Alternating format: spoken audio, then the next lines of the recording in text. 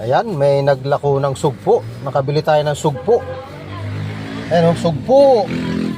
Sugpo sa paglaki. Nakabili tayo, halagang 50 pesos. 50 pesos. Napakadami.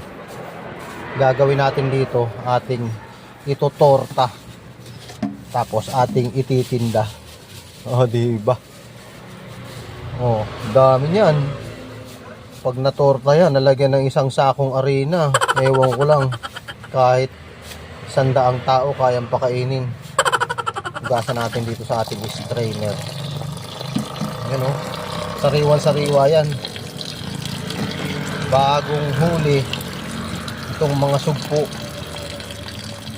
Ayan Ayan hugasan yan. Patuluan lang ng tubig. Ayan Yan, bali ito ay nahuli dito sa lake, dito sa amin sa Mindoro, sa Nauhan Lake. Yan, mga hipon na maliliit. Ayan Hindi naman na lumalaki yan, talagang ganyan na yan. Kaya hindi mo masabi na bakit hinuli ka agad ang liliit, baka may mga nanay pa na uuwian. Ganyan na talaga yan, kaliliit. Hindi na siya lumalaki may ang liit-liit pa, ang aga-aga lumandi, ang liit-liit pa, may mga itlog na. Yan. Mamaya totortahin natin yan.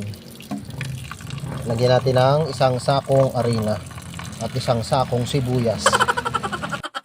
Minimekos-mekos na. Ang ating sugpo, minimekos-mekos na. Mekos-mekos at lang. lulutuin na. Alright. Pag lalagyan habang ipiprito na siya, ang dahon ng kakao minimekos-mekos pa. At meron ng pinainit na mantika.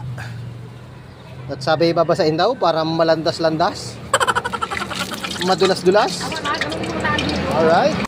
Yan, at para magpare-parehas ang bilang na tig 1,000 piraso ay tinatakal niya sa isang takalan at kanya nang huhulmahin. Oops. Yan, napakarami pala. Halos 1,359 pieces ang inabot ng isang takal. Ayan. Pagkatapos niyan ay ilalagay niya yan sa kawali na may kumukulong mantika.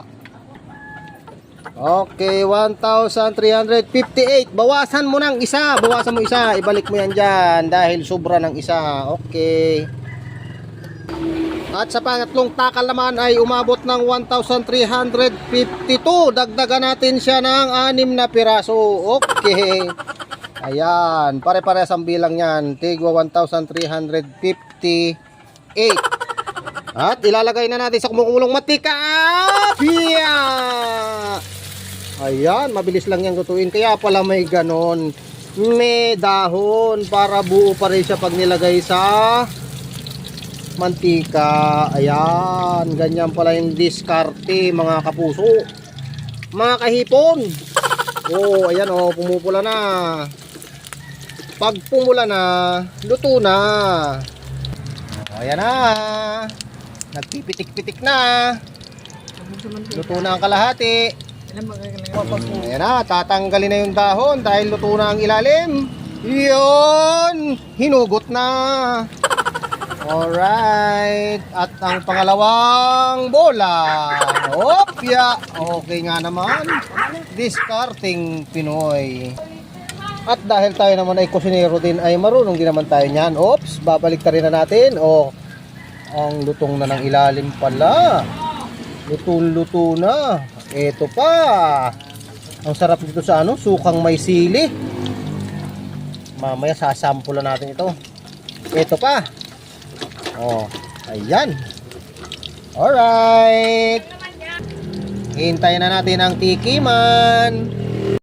At syempre, bago natin ibenta yung ating nilutong tortang hipon, ay ating titikman muna. Meron tayong suka na may sili. Tikman natin kung anong lasa. Husgahan na natin ito. Sausaw na. Ay, wala mo na. Sarap. Ito naman nakasawsaw. Ano ito?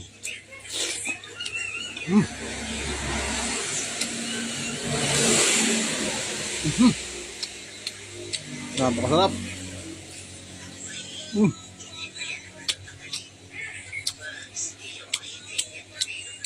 Tamang-tama siyang i-partner sa suka na may sili.